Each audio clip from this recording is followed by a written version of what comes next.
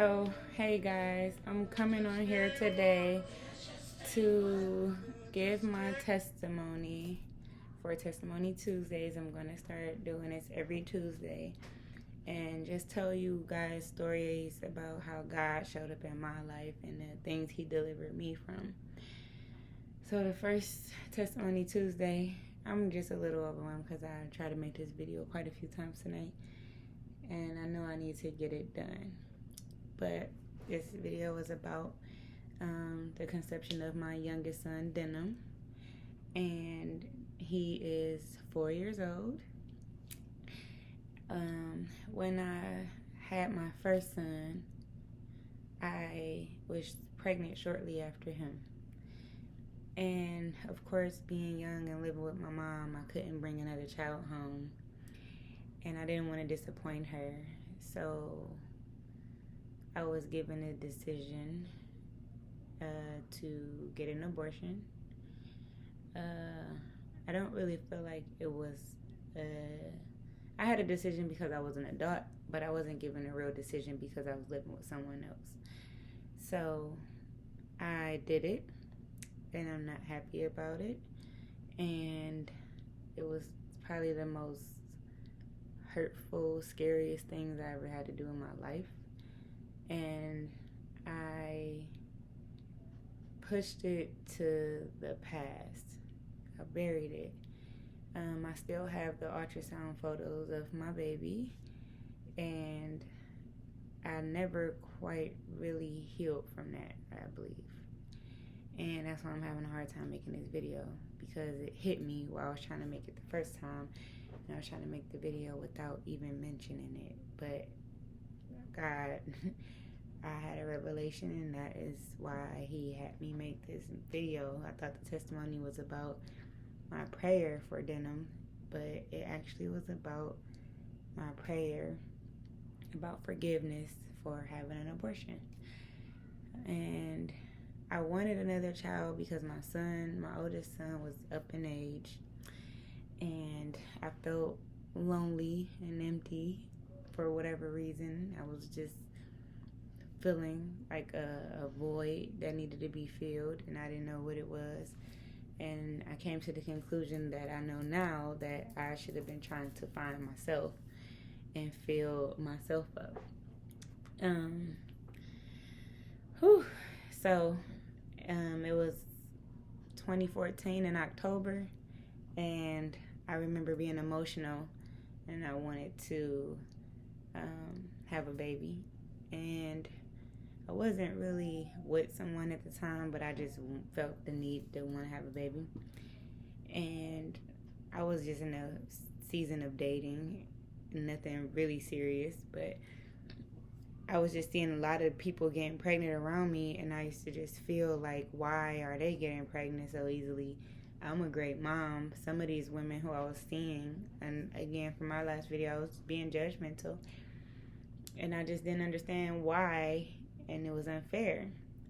My best friend, I was telling her how I was feeling and what I was going through, and she asked me, like, have you ever asked for forgiveness for the abortion that you had? Because she said that she did that and she asked for forgiveness.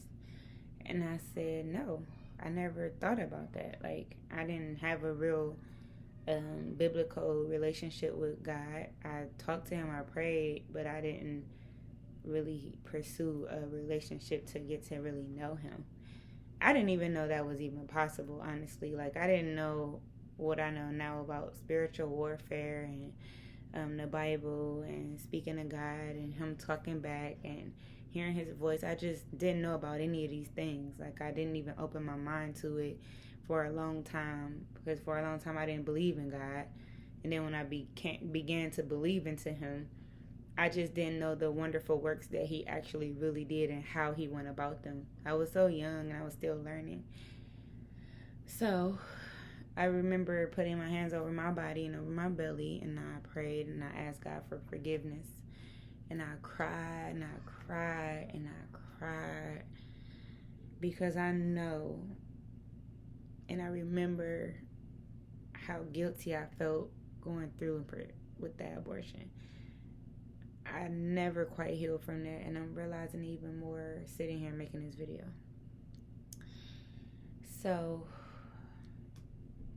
I asked for forgiveness. That was in October of 2014. January, I was dating somebody from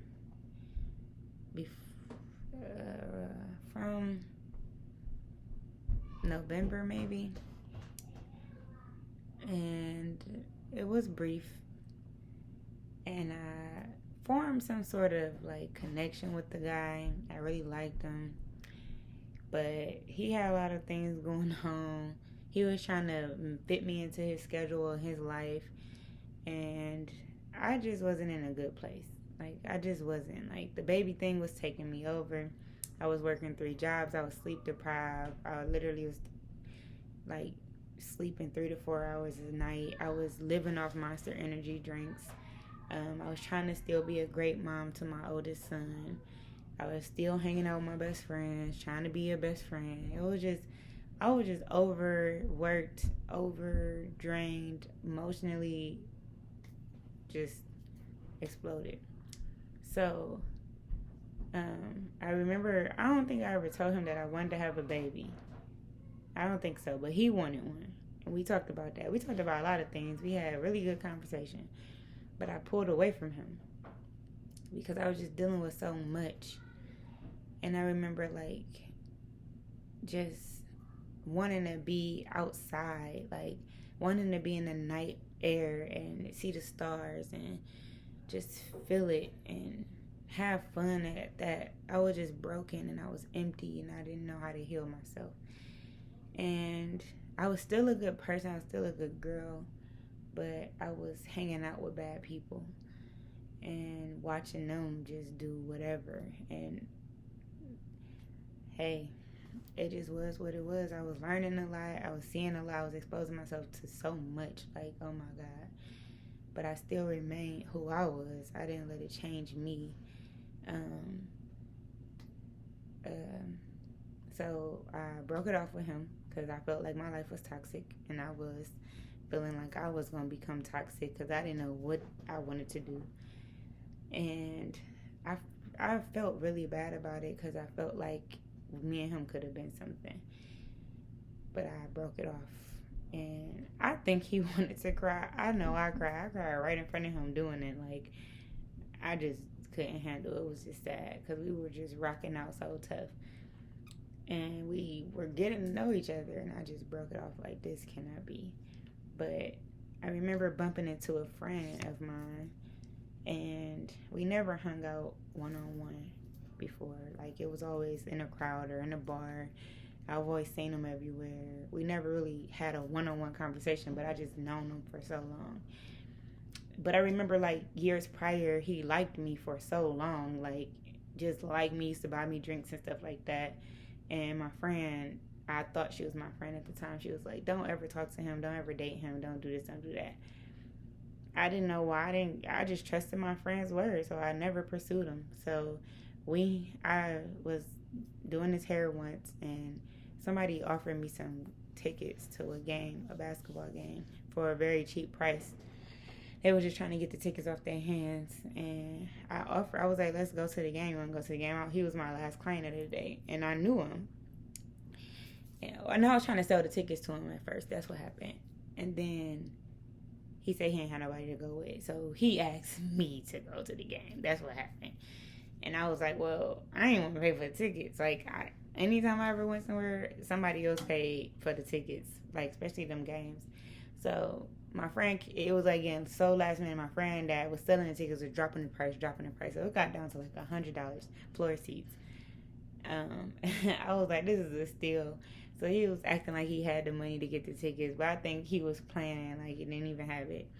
But he just wanted to be around me because I couldn't get him out of my house after I finished his hair. After I offered them Cavs tickets, you would thought we was best friends. So we hung out that night. We went out. We kicked it. We had a good time. He vented to me a lot about him just going through a recent breakup. I told him briefly about what I did and what happened, but I didn't go into detail or anything because he did a lot of more. When liquor gets in your system, I'm not a drinker. I never really was.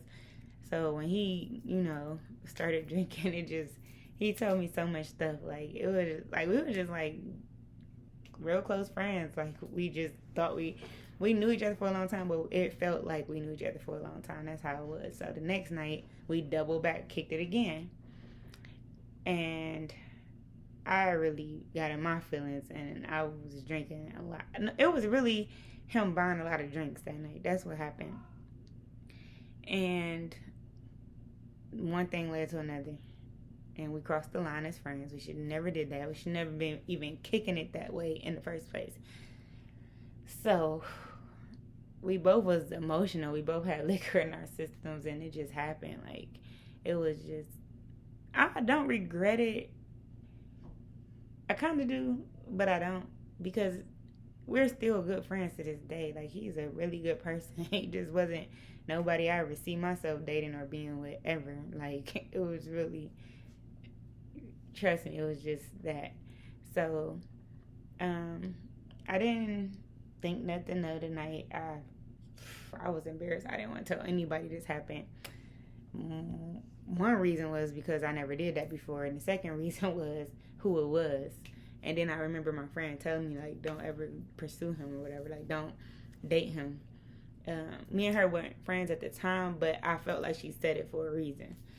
So, and she knew him better than me. What happened after that?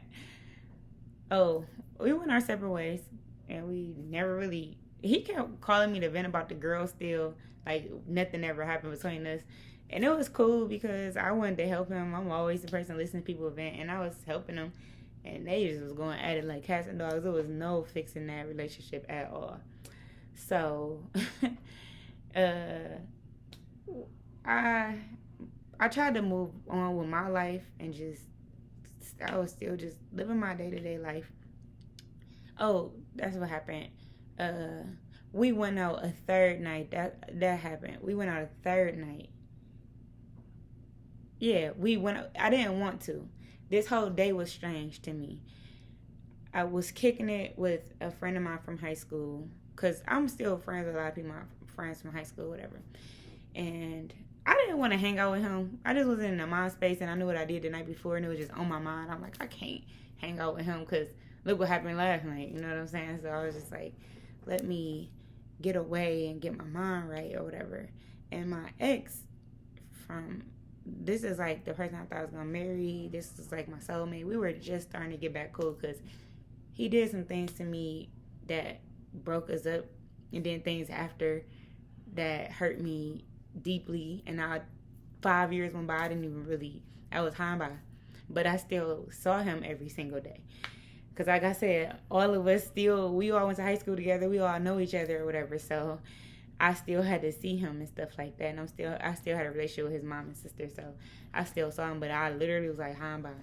So we just after 5 years of that, just started back hanging out, being cool.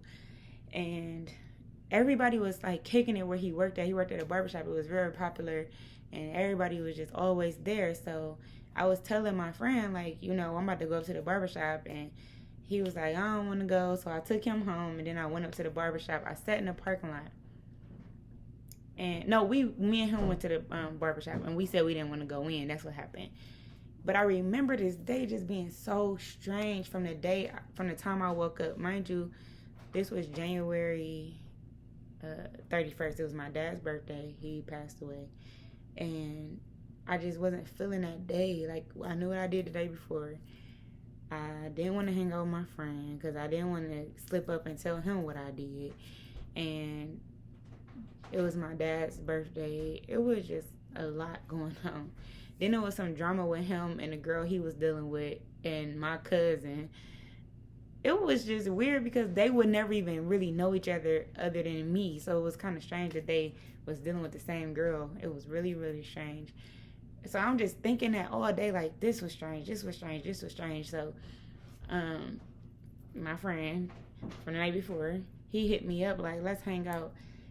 And the way I was feeling about it being my dad's birthday and he being gone and stuff like that, I was like, what the heck? Like, let's go.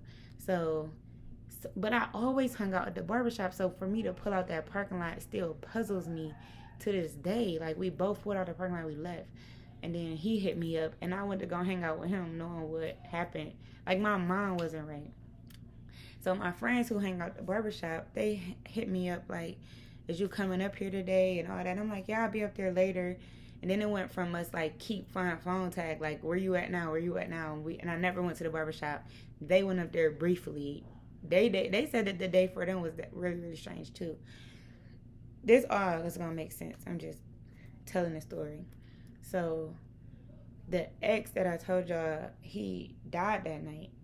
And I had ended up going all the way across town, which I never do, to a bar. I never been to this bar. I never go across town to the bars because I just don't, because it's not my side of town. So it was real far. And then when my ex that worked at the barbershop, he was shot at another bar. I remember like getting a phone call and my soul left my body. And it was just like them 2 days was just so strange. Like everything that was happening these 2 days wasn't supposed to happen. Like none of these things. It was like whatever God's plan was, this wasn't it. That's how it felt. Like to this day, it feels like that. So I remember trying to shoot across town with him in the car, and it was so icy outside. I was so afraid not to make it over there in time that I didn't even care about ice. We was sliding. It was dangerous.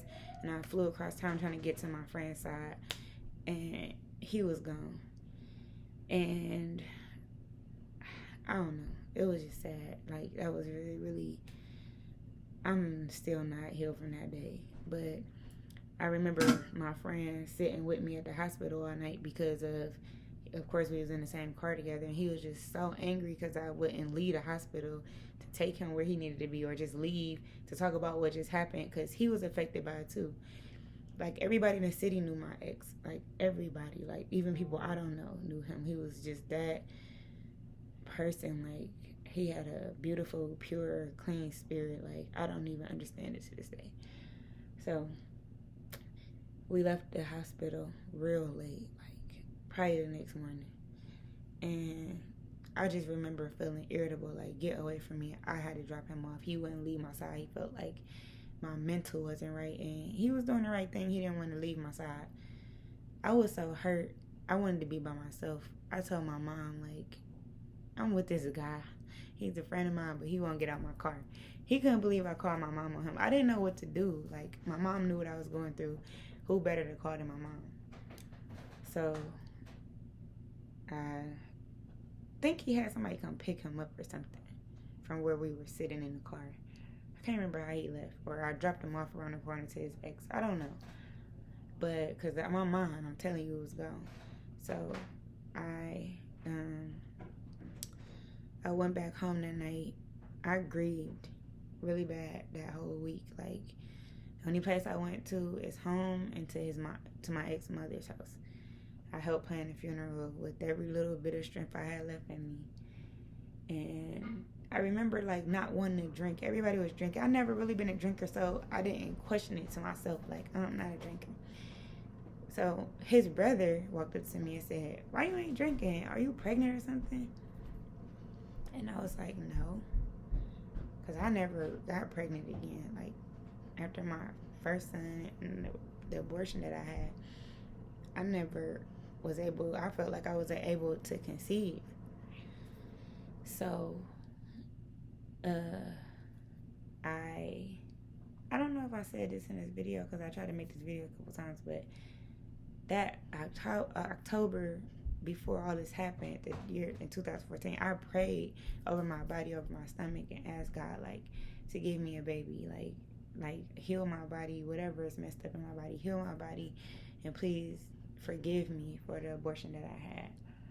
So fast forward back to January. Well, now we in February, because that was the last day of January. And his brother asked me, was I pregnant? But something in my spirit answered me and said, yeah, you are. So I was like, I ain't say nothing to nobody. I got up, I sat at the table, and I opened the Patron bottle and I smelled it. And my body was like, no. don't drink that. It wasn't like a smell that made me want to gag or throw up or like morning sickness. It was like my body told me the word, no, don't drink that. And I was like, something ain't right. I'm like, no, I might be just grieving. Like, I'm really just hurt. Like, this never happened to me. I never lost nobody before. So like a week later, I remember just riding in the car. And me and my friend, I think we listened to a commercial in the car radio about tampons or pads or something. And I was like, I didn't get my period this month. And she was like, are you serious? I'm like, yeah. But this is super strange. This never happened to me. So I'm like, I'm tripping. She's like, no, we need to take a test. I'm like, no, we don't. I think it's just because I'm stressed and I'm depressed or whatever about what happened. I brushed it off. So she was like, we're about to go home, get dressed, and we're going to the mall. Because we were going out that night. And she was like, you can't drink if you are. So we need to she convinced me through that, saying that we need to take a test. So we were going to the mall to buy an outfit to go out that night. And in the bathroom stall, I would never forget this. I thought about this yesterday when I was to the mall. Day before yesterday. I was like, I took the pregnancy test in the bathroom in a large stall. Me and her were in there together. It's my best friend. I just remember falling out, hitting the wall, and the lady that was cleaning the bathroom asked me, like, are you okay? I was like, no, I am not okay. Like, what just happened to me? So, I was in so many states of shock. So I'm talking about shock after shock after shock. Because after my ex passed away, the next couple of days, the barbershop where he worked at was shot up. And a lot of more of my friends were murdered. So I lost him that Friday. And that following Thursday, 3 more of my friends were killed. So we were going to funeral after funeral. And it was just so much. And I was there at the hospital when my friends were getting taken to the hospital. I was there, like, and I seen a lot, and it was just traumatizing. So I'm just going through all these things and not knowing that I'm pregnant at this time. Like, I'm literally like 2 weeks pregnant, not even knowing. Whew. So I like the third or I found out in February. I think I found out when I was 3 weeks or something like that. Denim? No. What? And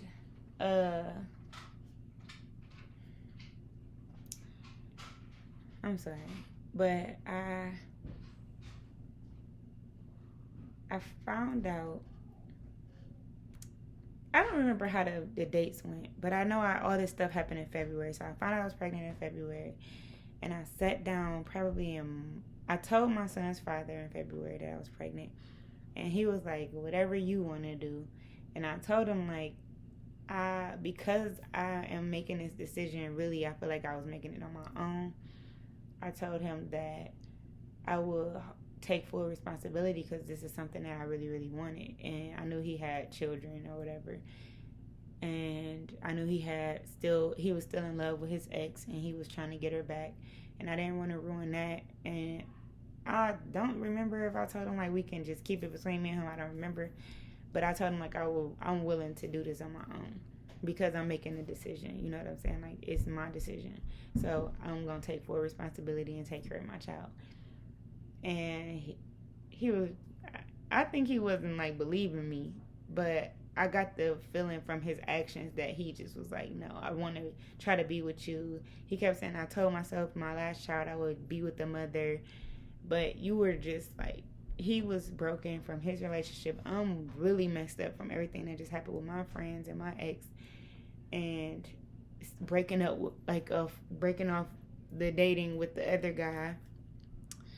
It was just so much going on, okay? I feel like the whole world shook during this time. And I remember just carrying on with my life, with my pregnancy, like being happy for real. Like, my pregnancy brought happiness to me in that dark time. But I stressed and I was so depressed at night, and at moments when I sit and think. And I had a real rough week once, and I was just so stressed, to the point that I was contemplating suicide pregnant, because I felt like it was just, I was suppressing so much pain from losing all my friends and my ex, and then just dealing with being pregnant alone, and just so much that I just got to that place and I just wanted it to be over. Like, I don't want to deal with all this pain. So I remember talking to myself in my car, and I was like, you can't do this. Like, you can't do this. Like, you need to get help. And I went and I drove around, and I kept coming back to my parking lot. I drive out, I go back to my parking lot. And I was like, go in the house, honey. Like, I'm talking to myself at this point. Then the next day, I think it was the next day, but that week I went to church. Because I felt like the only person that can save me from myself is God. And I was right. And I started getting into church, and I took my oldest son, and I was really into it. I was really feeling the music and the word, and I didn't have ears to hear at the time. Like, I didn't understand God's word, but it just felt good to be there. And I wanted to give myself over, and I wanted to be saved, and I never been baptized. So I said that I was going to do that, and I was going to have my son baptized. So I was baptized while I was pregnant with my youngest son. Excuse me. And it was a great feeling. It was like a renewed life, like a second chance. And I just remember feeling like I started seeing the wickedness of the people in the church. And I got scared. And I ran away from the church, because I felt like this is a place of savior, and this is a place where I'm supposed to feel safe, and these people are just like the people outside in the streets. It wasn't everybody, but it was the people in positions that I felt like it scared me, you know what I'm saying? And I didn't, because I never knew that people in church was like that. I never knew that. I grew up in church till I was 12, and I just never witnessed those things ever. Like, the people who in the streets that say they was Christians and stuff, I used to be like, whatever.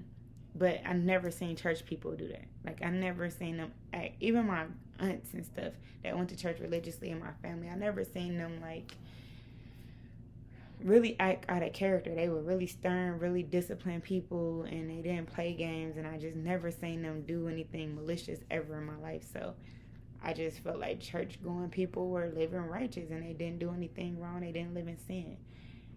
I was wrong. It's people, my uncle, when I was going to church and I tried to get away, when I left, my uncle asked me, like, why did you stop coming? Because this is my family church. Like, they don't own a church or run it, but they all go there. And I told him why. And he said, let me tell you something. Church used to be the way you thought it was. It was that way. And it kind of still is. You just have to find the right church home. He said, but people go there for healing. So it's more now, today, more like a hospital. And I thought about it, and I said, well, that's exactly what I did. I was broken, and I was lost, and I was not living righteous. And I'm living in sin, and I ran straight to the church the same way these people did. So why am I judging them for them being the way they are? They're human beings. And I went back. And I got into it. Then I felt like, I don't know why I felt this way, but I felt like everybody was in there judging me, because here I am growing this big belly. I have tattoos all over my arms. And I just felt judged, and I just hid again. I ran away again. And I learned some things with those lessons, like running away from the church and judging people in the church. But I remember going to the hospital. One of my son's checkups, for my pregnancy checkups, and it was the anatomy appointment to find out what I was having. I didn't want to know, so I took my sister with me, and because I wanted to have a gender reveal. And they was like looking for his anatomy, and she kept lighting up the screen. like red and blue lights, like his organs. And I went to school for medical assistant, and I was a home health aide, and I just common sense. You keep doing it over and over for about a good 30 minutes to an hour, not saying anything. You're looking scared. Something's wrong. So I told my sister when she left out the room to go get the doctor, I said, something wrong. And she was like, no, it's not. Don't say that. Don't talk negative. I said, no, something's wrong. And she was like, you shouldn't speak negative. You're going to bring it about. I said, they lit up the screen so many times on my baby's organs. And then she ran up out the room to go get the doctor. I had a baby before, and I just know from all the different appointments I had with this child, they never did that before. That was kind of strange. So she came back in and she explained to me that my son was possibly developing one kidney. My soul left my body again. Here I am building up my happiness, renewing my life, and I get hit again. So I'm like, I just kept my faith. I said, I'm walking with God now, so it's in his hands. My baby's still healthy, you know what I'm saying? And they told me, like, I know that it's going to be hard to tell you this because it's probably what caused it, but try not to stress. What? I'm past that. So I'm going to try not to stress. I literally was exercising. I was playing softball with my son, going to his football games, just dressing up, doing my makeup, doing my hair, just trying to feel good about myself, staying fit while I was pregnant. And I just kept telling myself, he going to be okay, he going to be okay, he going to be okay. And I believed that to the core, you hear me? And every time I would go to church on Sundays, I was tithing. And I wasn't really quite thinking, like, if I bless somebody else's life, my son's life would be blessed. I was thinking that if I do the right thing and the things that God is asking me to do and overly doing them, then he would heal my son. That's what I was thinking. So one Sunday, I was getting up to give an offering. And I was tired because I didn't know the difference. I didn't ask either. I was scared to talk to people at church. So one basket, when you go up and you walk around and come back down and sit down, you can go and bless that basket. And then there's one that come down, you can put some money in an envelope. I didn't know it was an offering. I didn't know it was a tithe. I didn't know they were two different things. So I got up. I put one in the envelope. I don't remember if I prayed over it. I don't think I was that spiritual at the time. I got up. I went to the other basket because my pastor said this is for a child in another country, whatever, I forgot what country it was, and the baby needs a kidney transplant. This is for a baby with a kidney. And I said, that ain't no coincidence, okay? Because this is a baby. This could have been a teenager. This could have been an adult. This could have been an elderly person. This is a baby that needs a kidney transplant. And then, sorry, my nose itching, but I had a friend who had a baby a few weeks before my son was born, and he had a kidney problem. I can't remember what it was called. We talked a lot at this time because I was talking to her more so out of like wanting to gain knowledge. Like, what am I up against? What could possibly go on? What can happen? I need to prepare myself, but I still was keeping my faith strong. Like, ain't nothing gonna happen. She even was speaking life into me, even though she was going through what she was going through with her son. And he had to have a full kidney reconstruction surgery. And he had I think more than one surgery. And he had a bag for his urine. That he's completely healed. You cannot even tell that he went through all this stuff. He is a miracle baby. I think I prayed over him a lot too during this time. And I prayed about my son. And I blessed that basket. And when I had my son, they had the team ready to take him and give him an ultrasound and see how his kidney was, because they only seen one on the ultrasound. So when he was born, I think they did an ultrasound or something. I don't know, because they, when you have a child and you are coming out of that, you just kind of like really exhausted, kind of lucid. That's how I was. So, but I was listening, and it was like, he's completely healthy, he's crying, and they took him from the bed and they watched him for a second, And then they brung him over to me and laid him on my chest. And I just remember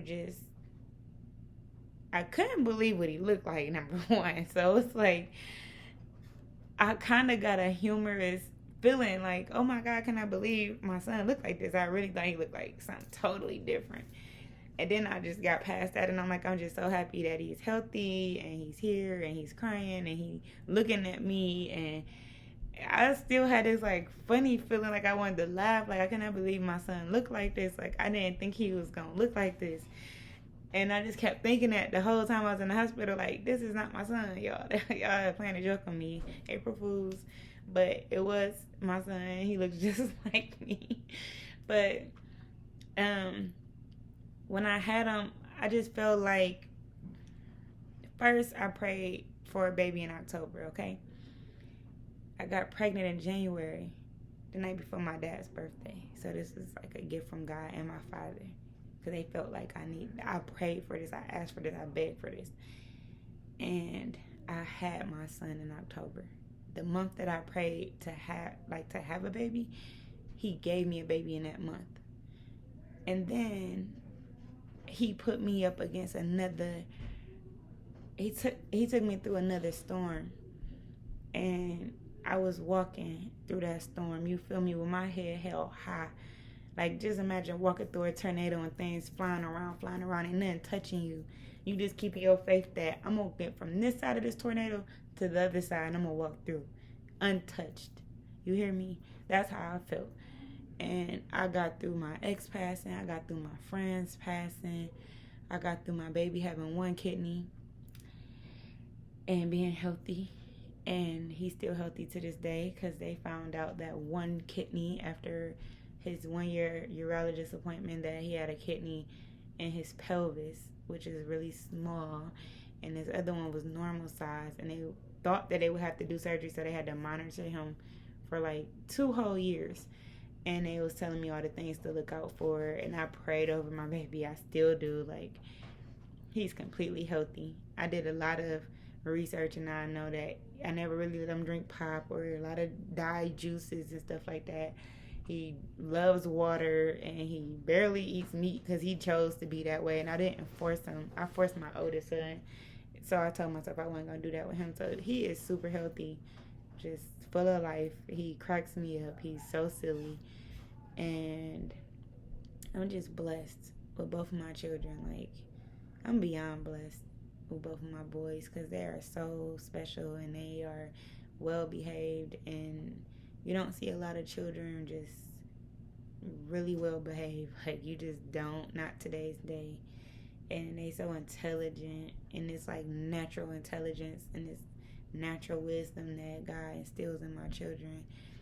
And I want to raise them up to be righteous young men, and I pray that they make beautiful husbands to somebody's daughters and raise beautiful children so I can spoil my grandchildren, and I can be here to see that.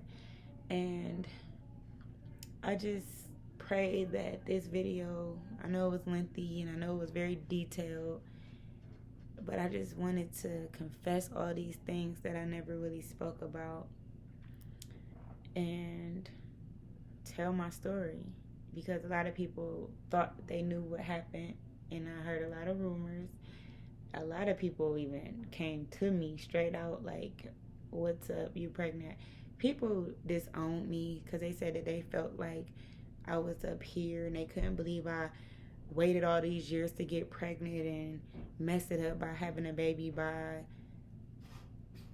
somebody I wasn't with or pursuing or whatever. Like, they didn't know. I didn't ever tell nobody the whole story. This is my first time really saying detail from detail what happened.